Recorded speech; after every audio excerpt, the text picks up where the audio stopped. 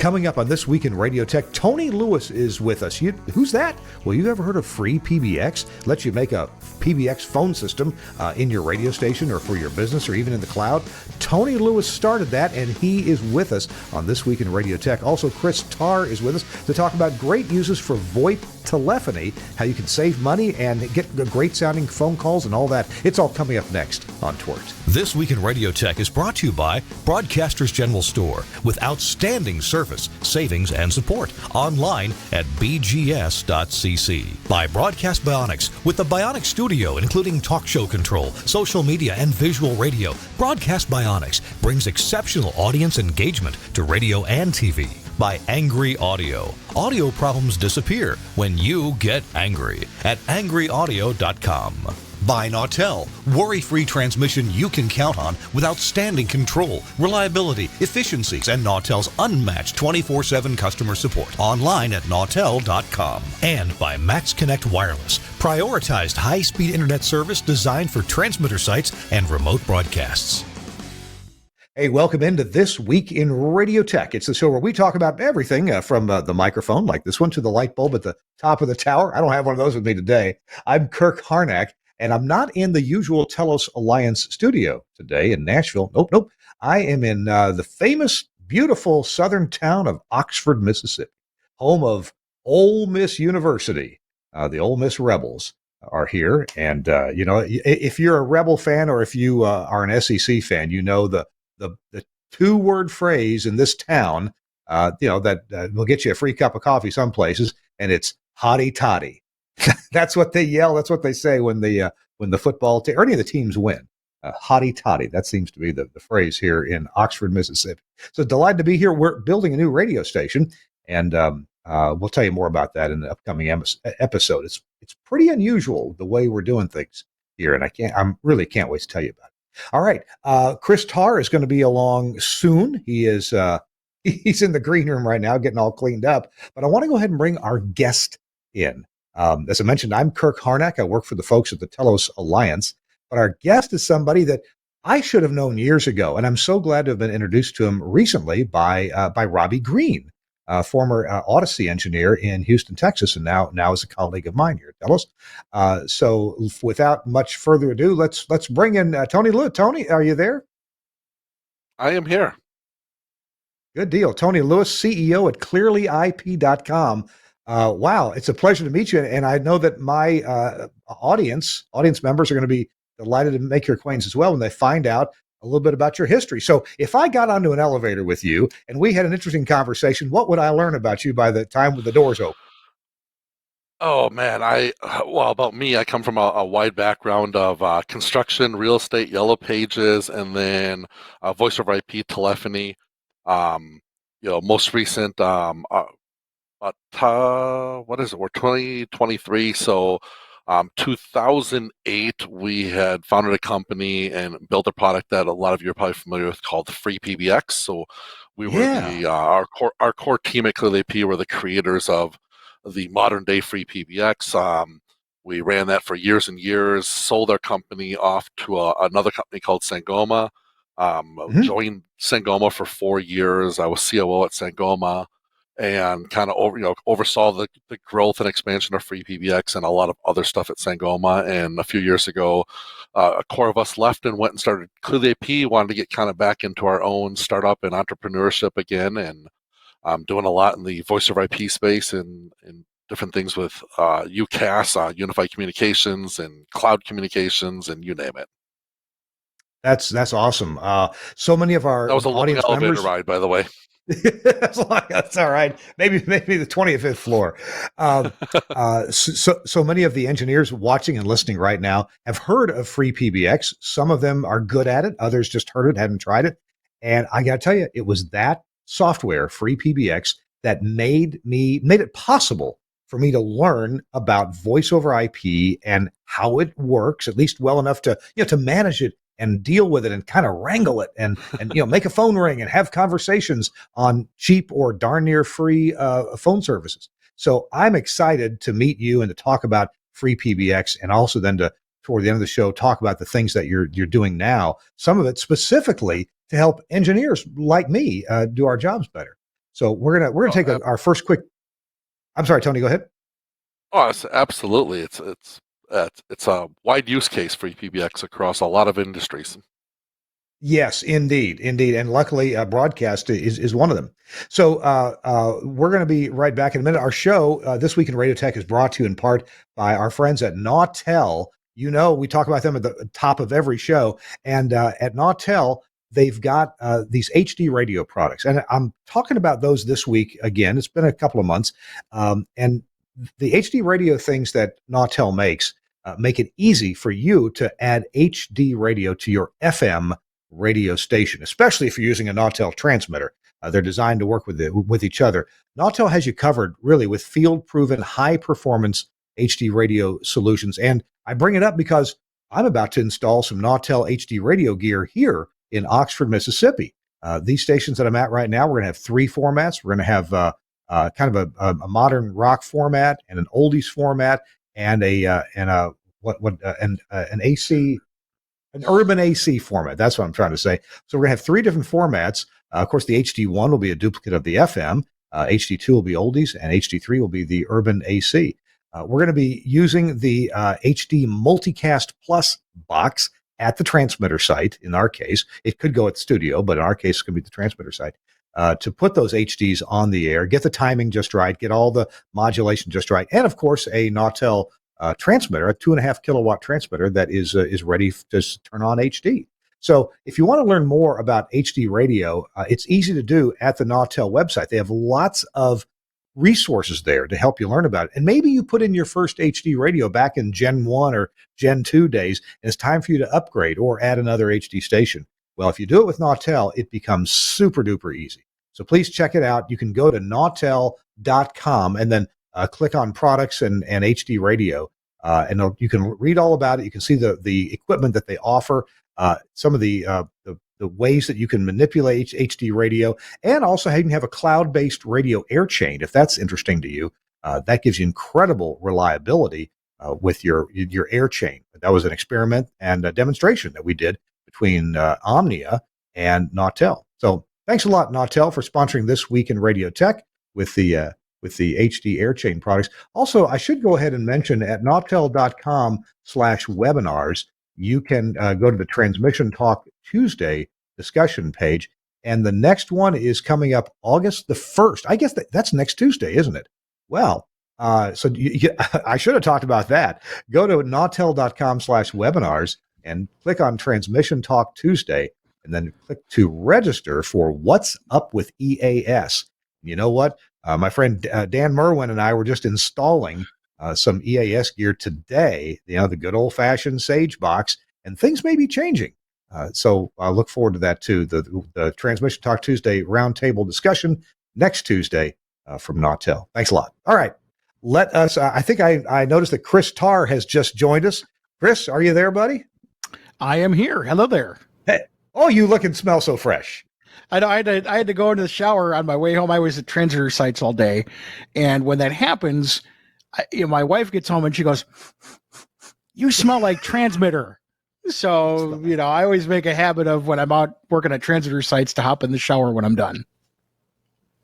Hey, off camera is my friend Dan Merwin, and he's my new best friend because he's been free labor helping me out at the transmitter site. And we have been at it's 95 degrees here in Mississippi, and it's humid, unbelievably humid. In fact, we got to the transmitter site. We knew the AC was working inside because we got there, and the outside door handle was sweating with water. So Dan, I think the AC worked overnight. That's a good thing. We'll be cool inside. So yeah, that's great. Dan, do I smell like transmitter? He's laughing. I probably do too. So anyway, Chris, great to see you. Hey, let me introduce you to our guest. Tony Lewis is here. We've got a triple shot of everybody. Get the whole family together. There we go. There's Tony Lewis. So Chris Tarr is a broadcast engineer, Tony, in Wisconsin, takes care of about 50 radio stations up there, and with Magnum Media. So we are eager to hear about. Tony, could you, I'd like to make sure everybody's on the same page. I think you're overruled here a little bit. You're a little overruled here. You got two guys from Wisconsin sitting here. Oh, okay. Well, There you hey, I'll go. step out. You guys, Cheese you heads guys just take unite. over. Yes. Tony, are you from up in the Appleton area? Is that where you're from? I live in Appleton. Yep. Okay, there you go. There you go. Well, Chris is in Awesome. Mukwonago. I know McGonagall well. Yeah, such a small town. Chris is the mayor every third Thursday. Right. I pay a lot for that distinction. Yes. Well, hey, so Chris, what we learned while you were out is that Tony, was the force behind getting FreePBX going. What was that, Tony? About 15 years ago, in 2008. Yeah, going on that now. Yeah, 2008 time. Yeah, And it so feels like a lifetime ago. I tell you what, I'm going to give just a quick preface here, and then Tony, you take over. Correct me where I was wrong, and kind of take it from there. When you have VoIP telephone service, and I'm in a position where I get to explain this in the best terms I can to a lot of engineers who've never had to deal with this. So a lot of folks are buying VoIP phone systems for broadcast, for on air, or for their business. A lot of radio stations are, and what they're told is, hey, you need to get SIP or VoIP, and what often is not described or explained is that there's a couple different ways that SIP exists, and one is SIP trunking, and SIP trunking is not what goes to your phone on your desk. That is a SIP extension or a SIP endpoint. So a SIP trunk is what goes into a SIP PBX, and the SIP PBX can do amazing things. Especially if it's FreePBX, can do amazing things with this. It can put you into a call queue, an IVR, interactive voice response. It can put you into a conference bridge. There's all sorts of cool things. It can forward your call somewhere else. It can put you into a ring group and ring a whole bunch of phones based on, hey, yeah, I want to talk to anybody in the sales department. And that's what a PBX does. PBX, as FreePBX, was able or is able to convert all different kinds of incoming telephony into VoIP extensions, or even into POTS or other extensions. So the PBX is just the heart of this whole thing. And it sounds like it should be a really complicated affair, but once you get to play around with it, you can set up the things that you need to do for a call flow to happen for broadcast. And then the PBX is the host for registering telephones or other VoIP devices, SIP devices, to it to say, hey, I'm extension 700 or I'm extension 755 or whatever. So the PBX really is the heart of this. And it used to be that PBX filled the whole room at your corporate office, right? And then they got them down to the size of a big computer. And FreePBX lets you do things like make a PBX in a Raspberry Pi, which I did at my house. And that was how I learned about VoIP. Otherwise, it was just concepts to me that had no basis in touchy-feely, actually make it work sort of world. So I downloaded FreePBX, put it in a Raspberry Pi, hooked it to, I don't know, it was Ring Central or Grand Central or whatever, and then had a VoIP phone and registered that, and voila, made a phone call. I was so delighted. I thought, wow, it made me feel so smart to take this product into a Raspberry Pi and sign up for a free phone service and have a phone ring. I felt king of the world, man. And that got me going to learning about more and more things. And now all of my radio stations use FreePBX as the phone PBX. So, Ken, maybe we're all on a similar page here. Tony, correct me where I've been wrong and kind of fill in the blanks and tell us about FreePBX.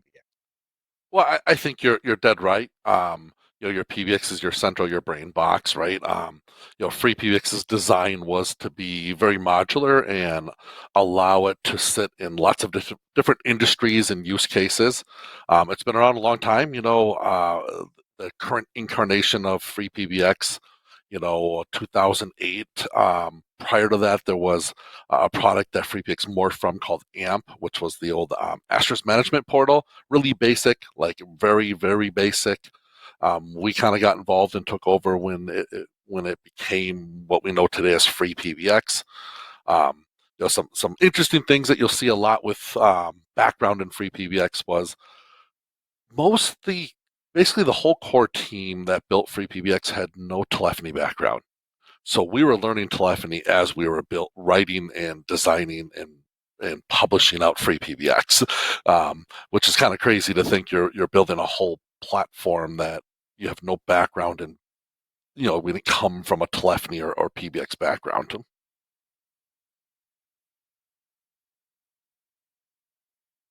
Yeah, we're listening. Go ahead. Okay. Oh, it just cut out for a minute. So, one of the neat things you mentioned with FreePBX is a lot of it is it's interoperability. It can connect incoming SIP trunks. It can connect from PRIs and analog lines, BRIs in Europe, T1s and E1s. On the endpoint side or the desk phone side or the endpoint side, it can connect to SIP compliant phones. Traditional desk phones, it can connect to SIP-based studio phones, right? It can connect to analog FXS phones and elevator phones and fax machines. It can connect to WebRTC and allow WebRTC client to connect to it. So the design of FreePBX really is to be that gateway or that hub with all the different spokes of what's coming to it.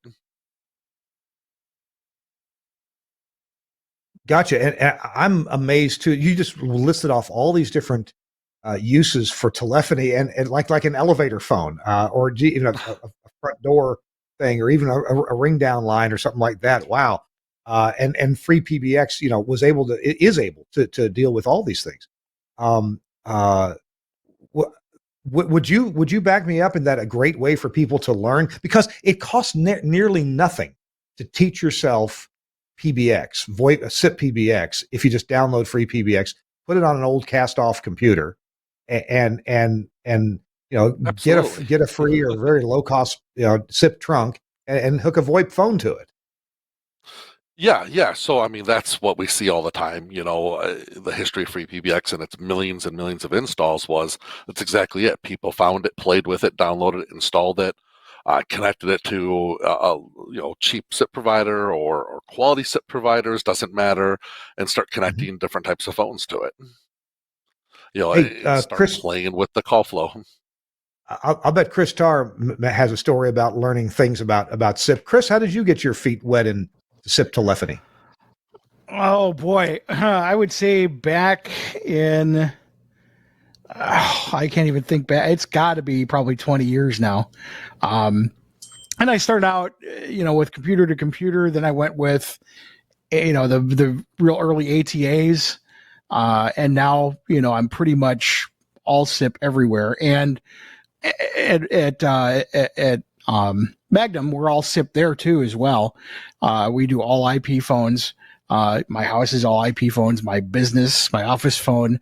There's so many reasons to do it and almost no reasons not to. I've got, even like at my transmitter sites now, because I've got IP connectivity through fiber to all of them. Again, remote controls, all that stuff is all, using ATAs and VoIP equipment. And it's so inexpensive now. Even interfacing it with older gear. I've got a Telos, I believe it's a 1x6. And I'm able to get a 6-port ATA, which is the analog telephone adapter, plug in the network cable on one end and the 6 regular phone cords out the back. And all of a sudden now you've got affordable SIP lines on your old legacy gear. So, now the one thing I haven't gotten into is, you guys are talking about FreePBX. I really haven't dove into that much. I know that our system, I have a third party handle our VoIP system, and he uses FreePBX.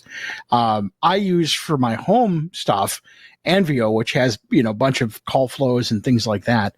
I just never took the dive into, doing the PBX stuff. I always just would get one-off lines and, multi-line phones and do it that way. Gotcha.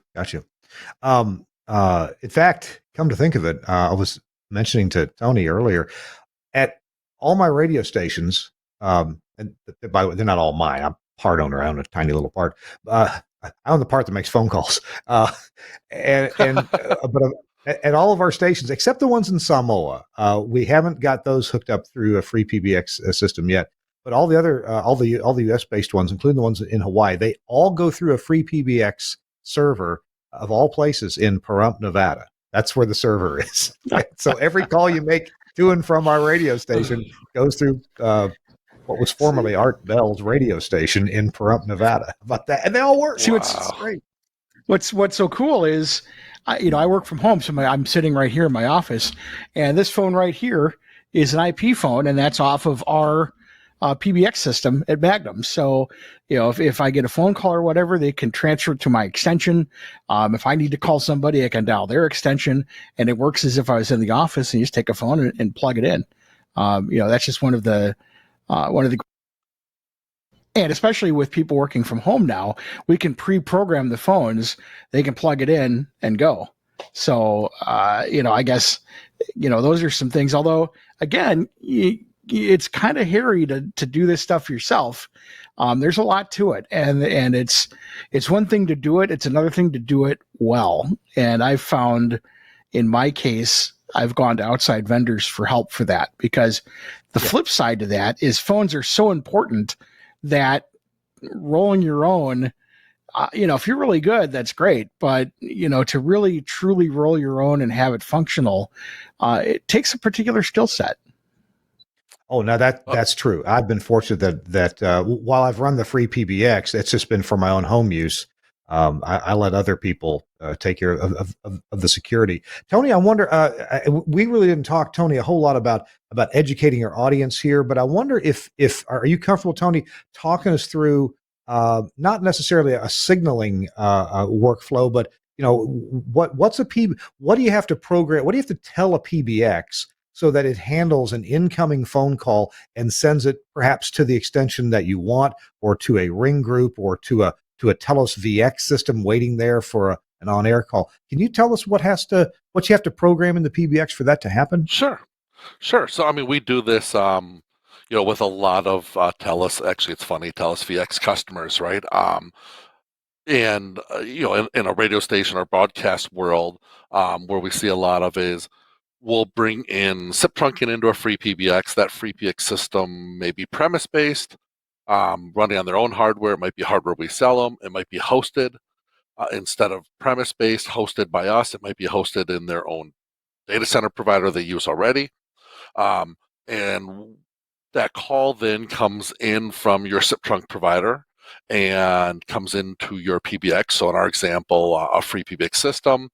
And the first thing it has to do, a lot like a firewall, is it's got to match a rule. So when someone calls phone number 920-330-100, then we set a call flow rule, or a call rule of where to send that call to. And in something like FreePBX, that's done inside the inbound routing logic of FreePBX. Think of it as your WAN interface almost of your firewall. So you match that DID or phone number inside the inbound route, and then that inbound route gives it a destination to send that caller to. And that destination might be your desk phone. It might be a Telos VX studio phone, which just acts as a SIP endpoint. It might be a voicemail box, or a ring group, or a call queue, or an IVR. If you send it something like an IVR/auto attendant, then the very next thing it has to do is play a recording. So that inbound route links to an IVR. The IVR links to a recording. That recording says, "Thanks for calling ABC Company. Press 1 for sales, 2 for support." And press 1 for sales might just be a simple ring group that has 3 extensions in it. Those types of call flows, you can set that up in 5 minutes. You can program your inbound routing, your IVR, and some ring groups, and have a actual routing phone calls in 5 minutes. Yeah.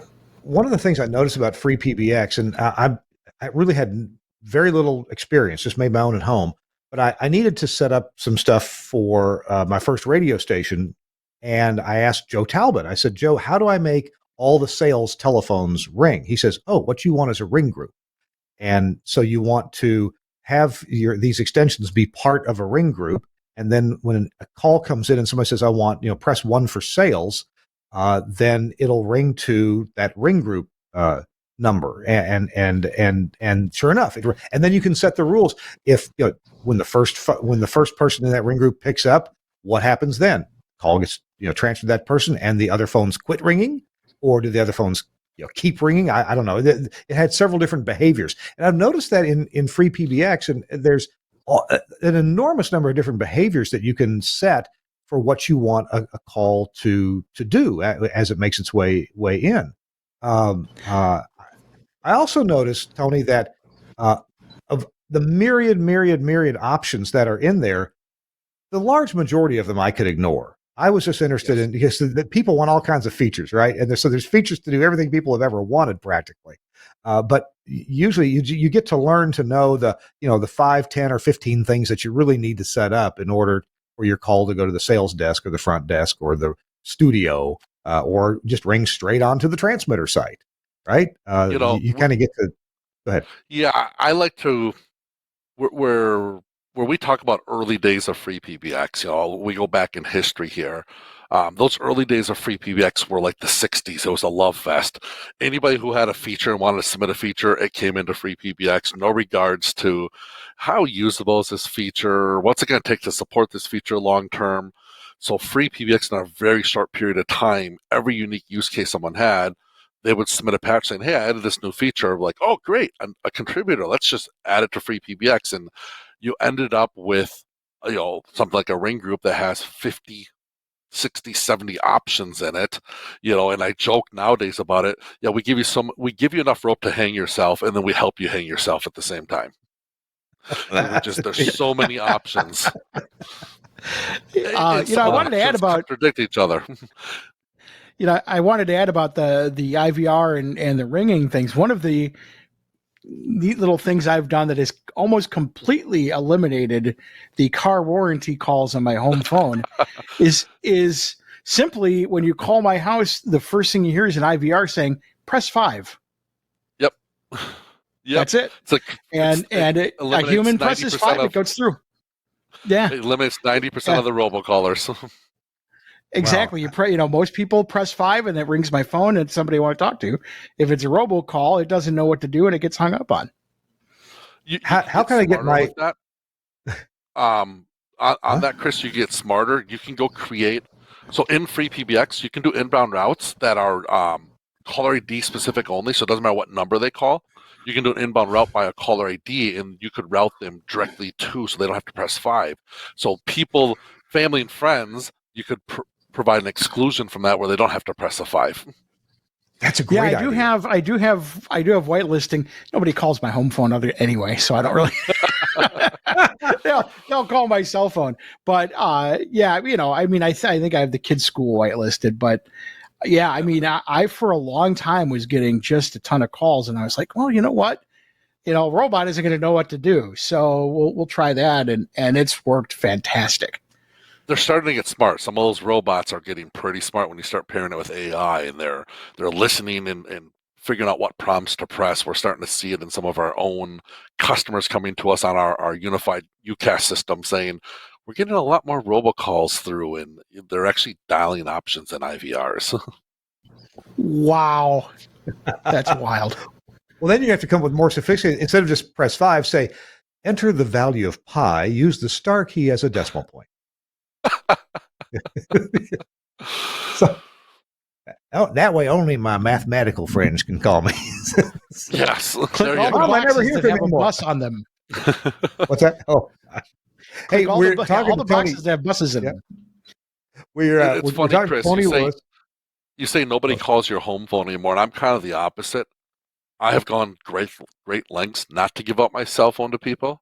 So I make people call. I have a private 1-800 number, 1-800 something Tony. I'm not going to give it out on air, but it's a private vanity number, and that's the only number I really give out. But that number's got messaging. I have full texting. One of the great things we do at Clearly AP is full messaging on VoIP numbers, SMS and MMS and everything.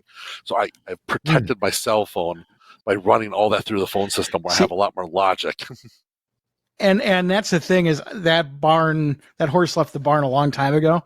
Unfortunately, I have a cell phone number that goes back many years, and everybody has it, because that's kind of why I set this up, was I was trying to kind of separate, work from home. And, by this point, so many people have my cell phone number that, I can't unring the bell. You just port the number to a SIP port your cell phone number to a SIP carrier, and then go get a new cell phone number. Oh, I never even really thought of that. That's actually a great idea. Brilliant. That's why I made it. That's right.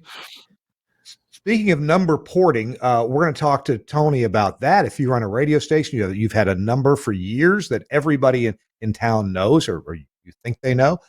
Tony's got some advice on how to keep that number, even though you move to a new carrier. He'll tell us more about that coming up. We're talking to Tony Lewis about telephony, SIP telephony, and what you might need to know about it. He's the guy that got FreePBX going, and that was some 15 years or so ago.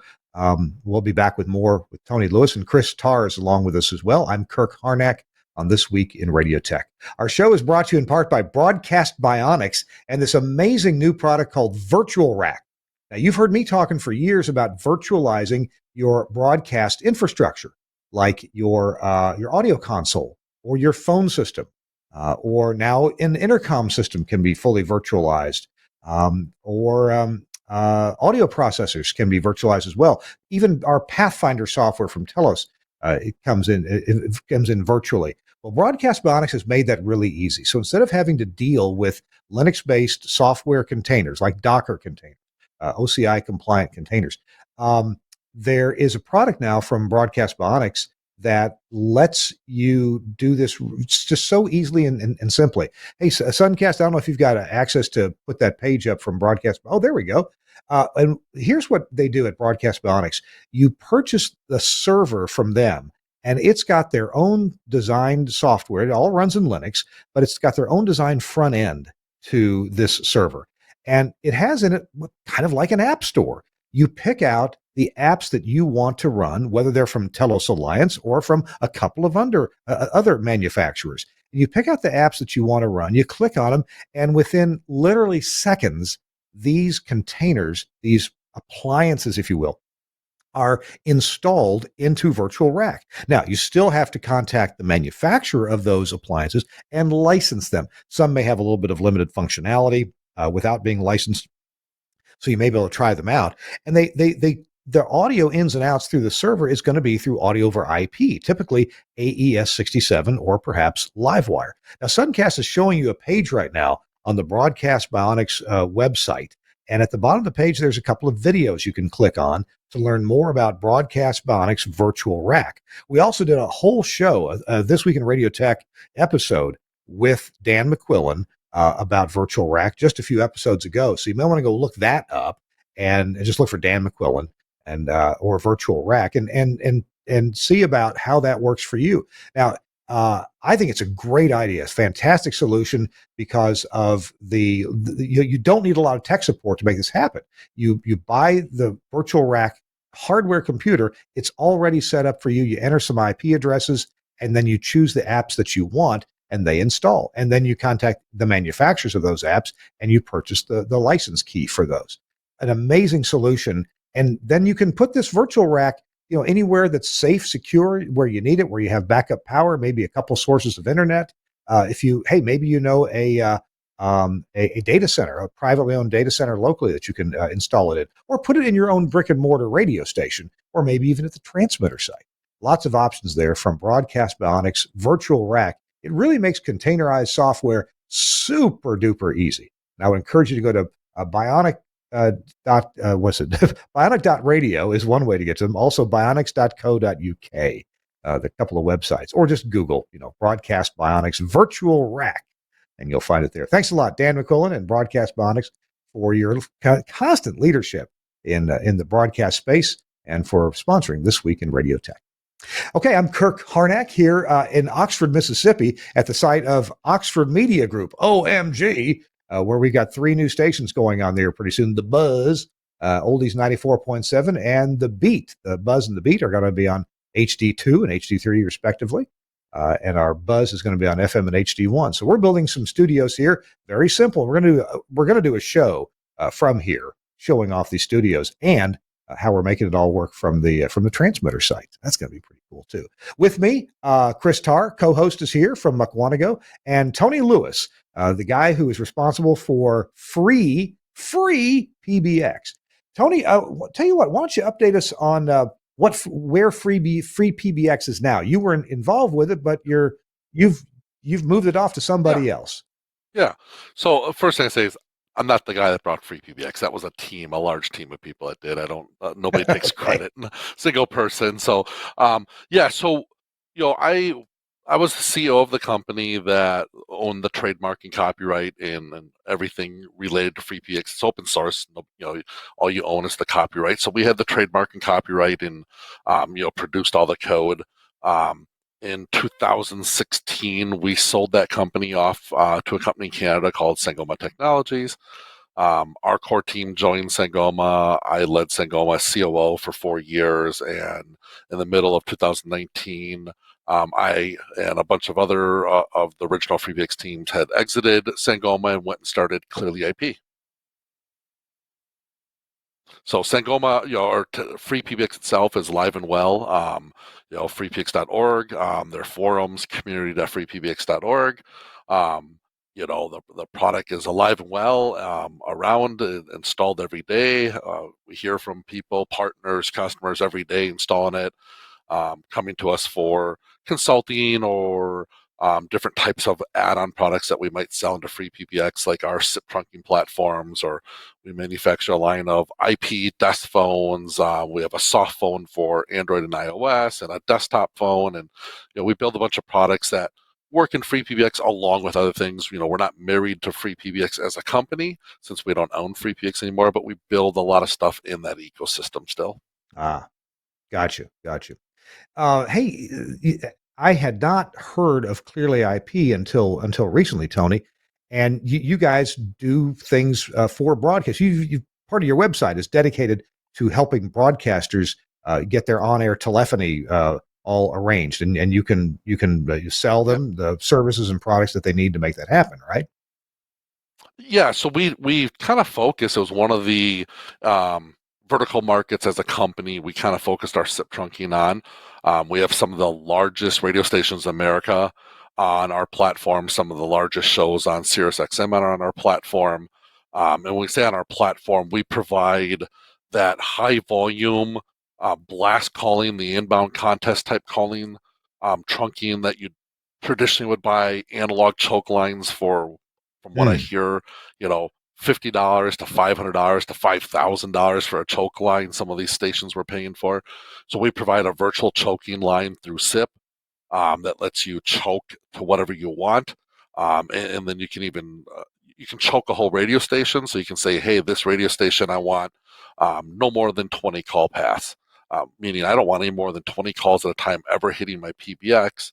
But then within, for example, FreePBX, we built some advanced stuff that we give away for free that you can use in FreePBX that lets you choke down to every dialed at the PBX level. So you can say, hey, for this phone number, I want to choke it to 6 simultaneous calls because I have my TELUS VX station, studio phone set to 6 lines. So they'll choke that phone number down to 6 calls, but then they have control. What happens on that 7th, 8th, 9th, 10th, or 11th call, or 12th call, or however many they're allowing to the PBX, and that could be play a message to them like, sorry, the contest has ended, or sorry, you're not the winner, or it could be just hang up on them, or play a busy tone. So once that choke is met, if it's, like I said, if phone number X is choked to 6 calls, you decide what happens for any call after that 6 and what gets played to the caller.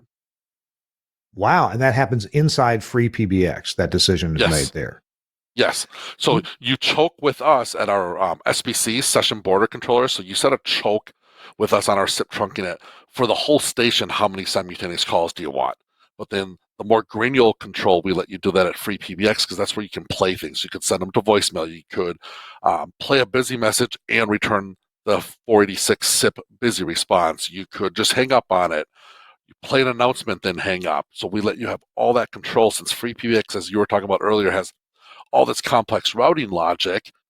It makes more sense to give that control in FreePBX because they can do more than just hang up on the caller. I need you to educate me a bit more. You mentioned a couple times something called an SBC, or Session Border Controller.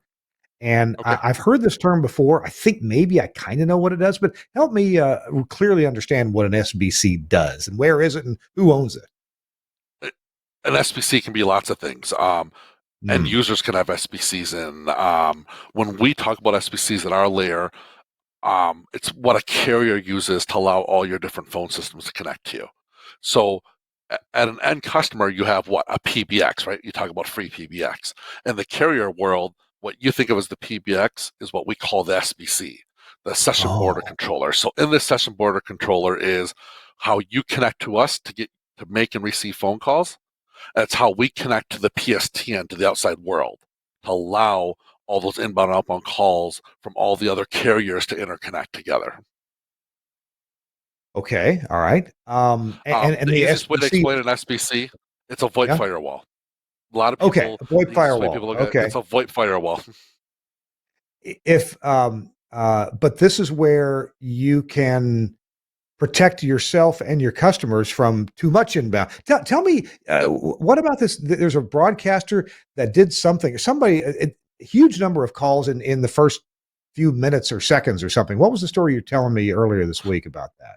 Oh, just you can go online and research, find this stuff, but you'll see stories of some radio station will run some big contest and they'll just have a normal analog line or some PRI, and they'll run some contests and they'll actually take down core switches because they haven't set up that service to actually be choke aware and high volume aware. So when we deal with broadcast customers, we're using specific services and we're registering numbers as high volume numbers, meaning we have some radio stations that we can see 100,000 calls in 5 minutes, or more than 100,000 even generated when they run Wow. some big contests, Super Bowl ticket giveaways or World Series ticket giveaways, and your LA and New York markets and stuff. We can literally see 250,000 calls in 5 minutes. Well, that would take down, if that was just a normal phone number, that would take down a lot of the core networking switches that the different carriers have. So there are ways of telling a phone number that's for high volume so everyone in the chain knows how to deal with that and that you're not going to overwhelm the underlying telephony services. Gotcha. Wow. So that's Wow. what traditional broadcasters think of, those choke lines. So there's a way of doing it in SIP. We're not going into the details because it's part of our magic sauce that sets us apart from everyone else. But there's a way in SIP of kind of doing that same, not kind of mimicking what a choke service is in that high volume, vast amount of calls in a short period of time that most, 99.9% of them get rejected, but you still got to handle that. Thinking of choke lines, plenty of broadcasters ask me or ask us, "Hey, we want to put in a new VoIP phone system. We're getting away from our incumbent carrier. We're going to a VoIP carrier, and the incumbent carrier says we can't port our traditional that we've had for 40 years or more phone numbers because they're part of a choke network." You have had a fair amount of success in porting choked numbers over to a service like yours. Tell me about that, and can you let us in Yeah. on any secrets to making that happen? Well, the reason we have been able to is because we work with upstream carriers that are designed, special stuff just for the choke type service. Doesn't mean we can port every choke number, but we've had very good success in taking traditional choke numbers and being able to port them into our virtual choking broadcast service. You know, it, from how a user does it with us, it's just a normal port submission they do with us. And then our backend team works with the losing carrier and intermediate carriers to get that number released into a VoIP network and registered properly as a high volume number. Ah, okay. So there is hope for broadcasters wanting to keep their expensive choke number and move it over to a better service like VoIP. Okay. Yes, and one of the neat things with like our offering to broadcast is it's the dynamicness, meaning you can control at our layer, you can control real time how many simultaneous calls you want at a station level, and you can change that on demand. And then inside FreePBX, as we talked about, you have that more granular control over at a per phone number layer. That's all real time. You're not having to open tickets with people. You literally log into a portal and you manage those simultaneous calls and that choking inside of FreePBX and what to do all real time at your own leisure. Gotcha.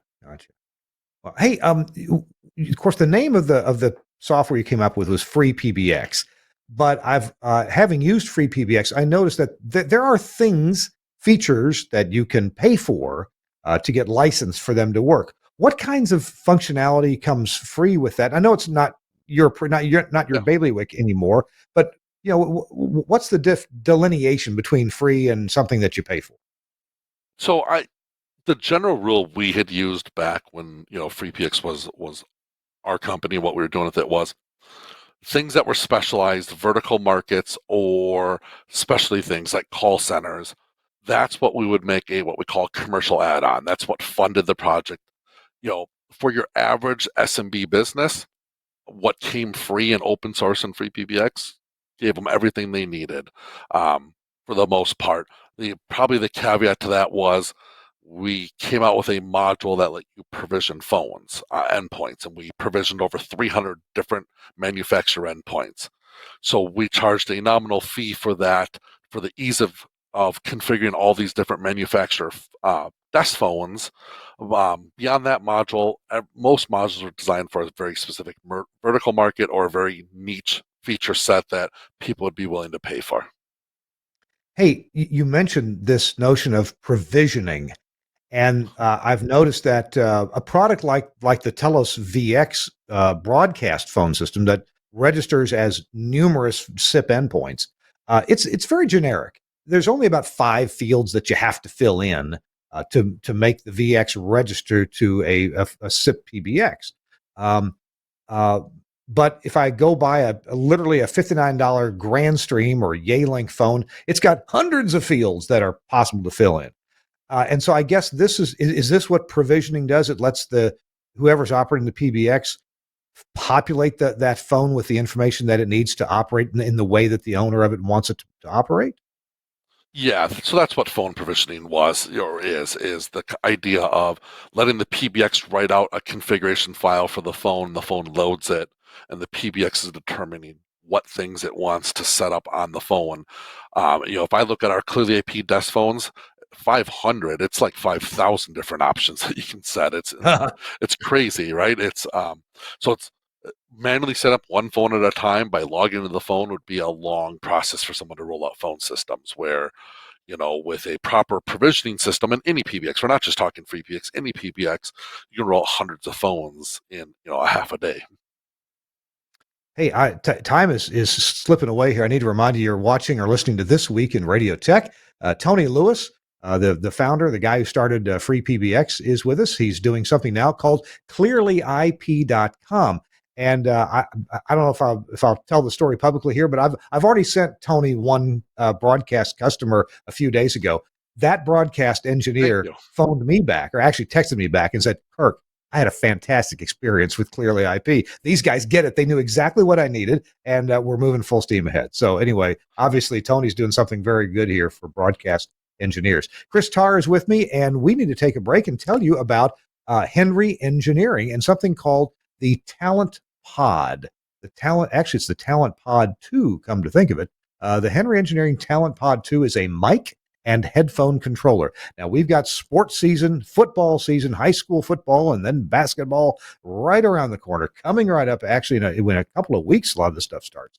The Talent Pod 2 can really help you have much better productions out in the field, or even if you're doing a sort of remote broadcast called REMI remotes, where your talent is actually sitting watching the game on a TV feed, and they're calling the play-by-play that way. Either way, whatever your methodology is, the Talent Pod 2 will really help you out.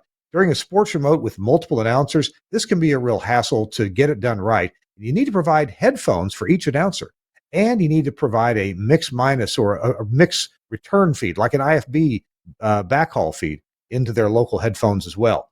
And each announcer may want a slightly different mix, or you can put they ask, you put the IFB in my right ear only or something like that? Anyway, the Talent Pod 2 is really to the rescue for this. It's an easy and foolproof way to do remote broadcasts. With the Talent Pod 2, each announcer gets to control his own mic and headphones. If you need to mix local and return audio into the headphones, it's easy to do. You can adjust the amount and which headphone it's in, center, left, or right. You need a different mix for each announcer? No problem. Need to give some off-air cues just to the color guy or the main announcer? No problem. Talent Pod 2 does all of this without distribution amplifiers or complicated wiring. In fact, a lot of the wiring is simply Cat5 cables to connect these different ones together over RJ45 connectors. It really provides the announcer a convenient way to turn his mic on and off as well, and control that headphone audio. There's a huge illuminated mic on, mic off button, and also a cough button, which momentarily mutes mic audio. The mic control functions are compatible with any professional dynamic or condenser microphone. So how about that? They're rack mountable too. A lot of these products are rack mountable. You can use this with your mic mixer and get that return audio into each announcer's Talent Pod 2. Check it out. You go to henryeng.com for the Talent Pod 2. And Henry, oh my goodness, Hank Landsberg just makes all kinds of products that will help you with remote broadcasts, with building your studios, with getting your on-air tally lights going properly. Awesome stuff. And available at Broadcasters General Store. That website, bgs.cc. And they're really set up for you to call them. It can be a nice end of your day to pick up the phone and call Broadcasters General Store and get exactly what you need ordered at 352-622-7700. 352-622-7700.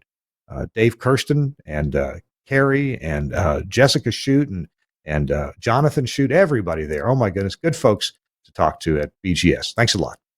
Chris Tarr is with us, and Tony Lewis is here, the guy who started FreePBX. Chris, you haven't said anything in a few minutes. I'm sorry if I've been hogging the conversation. Do you have any specific questions for Tony? No, I've just, I was really excited to hear about the choke line. I know back when I was with Intercom 3-4 years ago, we were moving to voice over IP, and the AT&T kept saying, well, it's a tariff product. We can't, it's non-portable. We had this whole discussion, and then even before that, when I was with Radio Milwaukee, we had a voice over IP system, and the first contest we ran, we killed everything because we just didn't expect that kind of volume of calls. And upstream, Chris, nobody expected that. I don't remember, Chris, WTMJ in Milwaukee actually years ago ran a big contest, and they took down Northern Lights or whatever it was. Their provider went down their volume of calls for hours and hours to get the switches back up. Everything crashed. So the VoIP world's really struggled with that because they never thought of the choking, and it wasn't really built in. It's so specialized. It was AT&T had it in their old Class 5 switches only. So we've been able to mimic that functionality in the VoIP world and handle that high volume. And that's, that's a key because, again, especially in a little bit larger cities, those choke lines actually do something. They're actually there for a reason. And again, as we moved away from that choke line, the first contest or two that we had, we just brought the entire system down. And then we finally were able to work with the engineers on the SIP side to kind of create something that limited the flow of traffic. But even things like, returning the 500 busy, it couldn't return those fast enough. No, that's the problem. Right. So that's why it was do that. That's why we do that double approach where we let you set your max threshold first with us and let us handle all the rejections.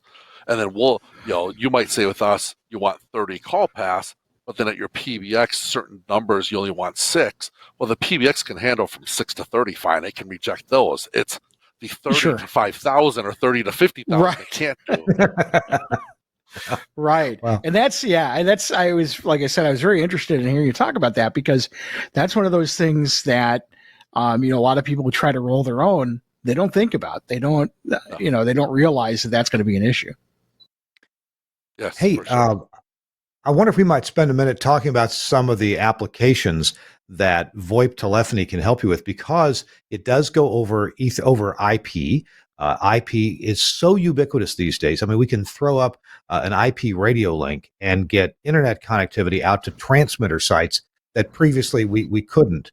Or are not served by Comcast or Xfinity or whomever your local carrier or provider is.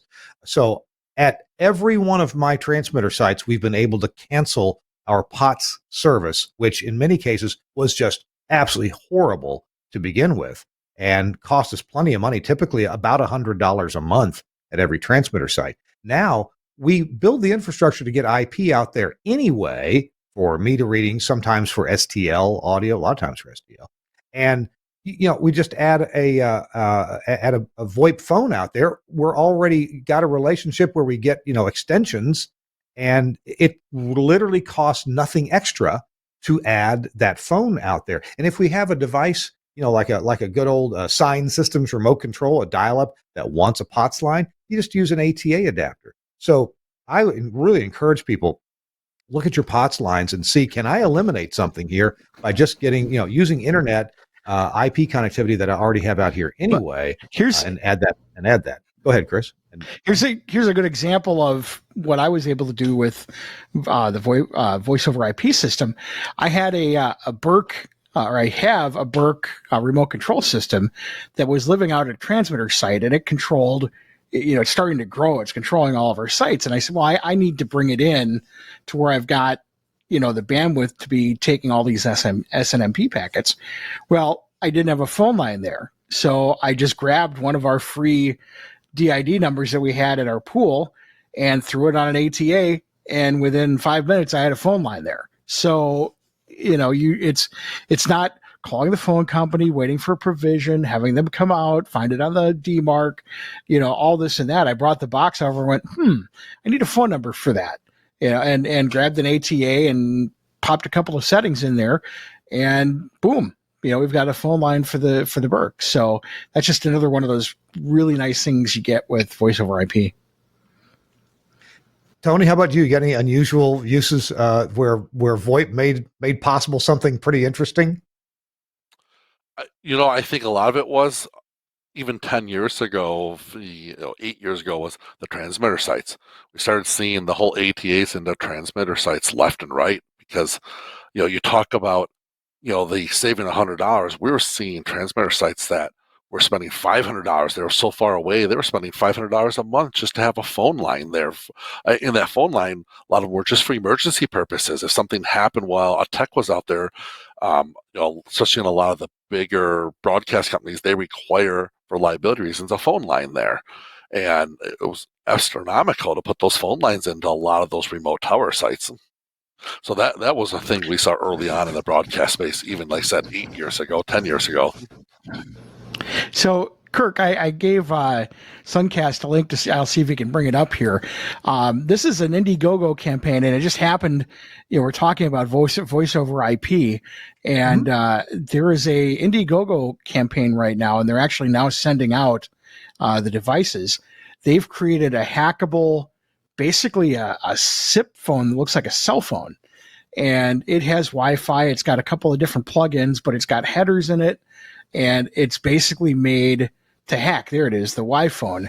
And mine is going to be here on Saturday, and it's really kind of cool. It's they call it a voice over IP mobile phone, but basically it's a small board with SIP software in it, but they give you all the headers you can see in the back where you can add different types of devices. Like they've got one that is like here, they're showing all the, like you could create a remote control car for it. Basically the deal is you can take the guts of this and put it into anything and create different devices, like IoT devices with it.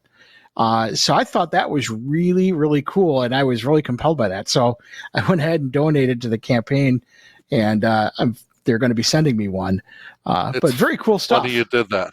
I did the same thing. I sponsored this when it came out. I've been waiting for it. Oh, did you? I'm hoping it's as good as they say. My feeling is I think we're going to be disappointed, but it's at least starting the mindset of this and the thought process. And, other companies may come in and perfect it, but the concept is awesome. That's what I said. And it's, it may not be that great, but I want to, first of all, encourage that kind of development. And second of all, for sure, there might be some good bits in there. Yep. Hey, it's This Week in Radio Tech. Kirk Harnack and Chris Tarr and Tony Lewis are along here. We're going to wrap things up in just a few minutes. In fact, Tony, this is the part of the show where I just remember that I forgot to ask you. We're going to do a tip of the week in just a couple of minutes. And we're going to ask you for a tip of the week. What great piece of advice would you send our engineer listeners and viewers away with at the end of the show. So hang on to that thought or think of one. What's really useful. Of course, I think your companies are really good source. So, let's maybe mention that. Chris and I are going to take care of a little business here. And one of those things is Angry Audio and this amazing mic processor that's called the Smooth. And Chris, maybe you can tell us something about Smooth. Smooth is fantastic. So Angry Audio, of course, they've been coming out with some really interesting and compelling processing products. In fact, we were just today having a conversation on Facebook about putting the C-level processor in front of older on-ear audio processors and making it sound like new.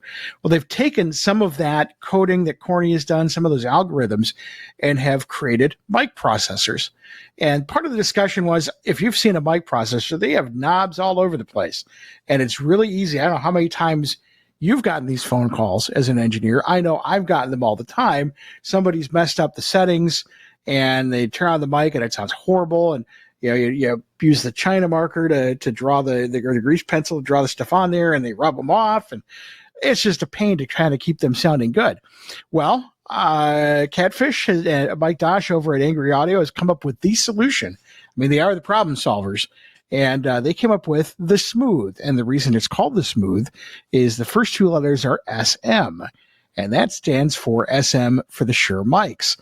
So if you have a Shure microphone, an SM5 or an SM7, or even this one, the MV7, this mic processor is for you.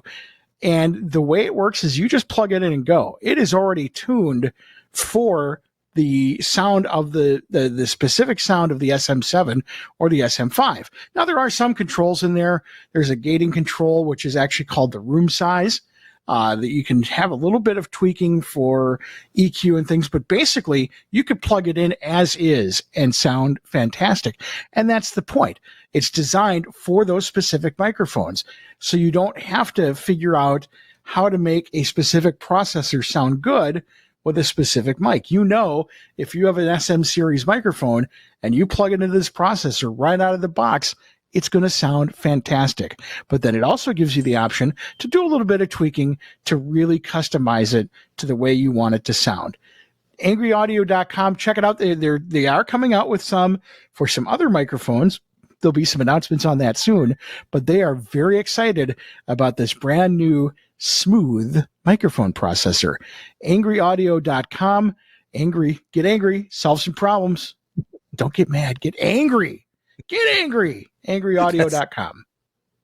Thanks, Chris. I want to tell you about Max Connect. And we've been talking certainly about Max Connect Wireless and their 4G LTE modem service that gives you prioritized data and a fixed IP address. Well, I got to tell you, we're building a transmitter site right now in Oxford, Mississippi, and we got electrical power out there. We got the fiber pulled out there, and yet the fiber provider, they haven't been out there to do any splicing yet. And they say it may be a while before they get out there with the ONT, the device outside, whatever that stands for. Maybe Chris knows. Anyway, we're not going to have internet at the transmitter site for a little while longer. So guess what I'm doing? I need an internet out there. We're using Max Connect at the transmitter site right now. And it's giving us remote connectivity to, a total of like 8 servers that are in the transmitter building. It'll give us remote connectivity into the transmitter, into the Omnia processing out there, into the EAS unit. Yes, the EAS unit's at the transmitter side. We're going to have access to everything. And right now, thank goodness for Max Connect. Otherwise, I'd be back home and this project would be delayed another few weeks. So thank heavens for Max Connect Wireless. You can connect with them at maxconnect.com. I know it's spelled funny because it's the internet. So there's how you spell it there. Max Connect. You can leave off the word wireless if you want to. maxconnect.com, and you can hook it up with your favorite carrier, AT&T, T-Mobile, or Verizon, or Sprint. And if you need to do this internationally, they also have service in Canada as well. Max Connect also offers engineering services. So if you have a project you need to get done, and maybe it's something that you're not interested in doing, it's just hard to do. Maybe a whole bunch of new remote control is needed. You got to do a whole lot of wiring and SNMP programming and that kind of thing. Max Connect can do jobs like that for you too, as well as repairs too. So maxconnect.com. Thanks a lot. Could I jump in really quick? And yeah, I wanted to jump in quick and give a shout out to Max Connect. These guys are fantastic. I had put in a Max Connect at a transmitter site that I'm waiting for fiber on, and it turns out I plugged in some sort of rogue device that was just generating a ton of traffic, and I shot past my allotment of bandwidth. And he sent me a message and just said, hey, you're going to be in for a lot of money, if this keeps up. You're already past your allotment.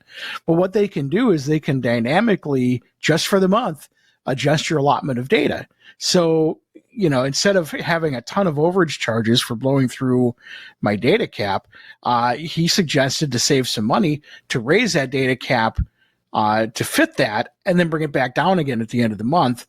And in the meantime, we just, he remotely shut off the data from that device to stop that traffic from happening. So they just went out of their way to take care of me, and I really appreciated it. Awesome. Good folks there. Thanks a lot, Josh Bone at Max Connect. All right. Hey, we're about to wrap up the show, but the best part of the show is right here, right now. Tony Lewis. Yes, we're going to put the spotlight on Tony. Tony, the spotlight's on you. What parting advice can you give to our viewers and listeners? I think it would be, embracing, of course, voice over IP and SIP. Not to be scared of it. Reach out to the experts. Staff like ClearAP, the TELUS Alliance guys, know a lot on this side of the space, especially with the studio stuff. We've learned a lot from you guys too over the years, without ever actually probably knowing we were working together the way we were at times. And I guess, beyond that, we're great guys over here. We're friendly. You can reach out. We'll answer things that we can. We have a pretty decent group of people. I think a great group of people, and we're here to help and assist. And whether that's on FreePBX stuff, questions you have. We have some packages that include choke line services and us hosting FreePBX for you, and help your transition, especially for your high volume, call-in contest and call-in type lines. We're here to help serve you.